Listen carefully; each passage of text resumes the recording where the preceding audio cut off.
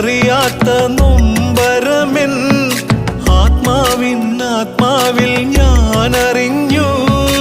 അരുവിയായി പല വഴി അലഞ്ഞതെല്ലാം അഴകെ നിന്നരികിലേക്കായിരുന്നു.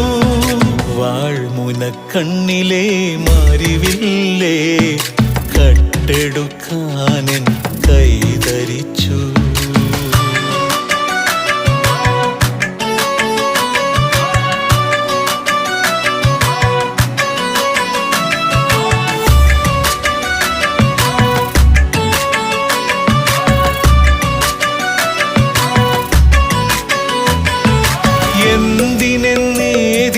എന്തിനെന്നേതിനെന്നറിയാതെ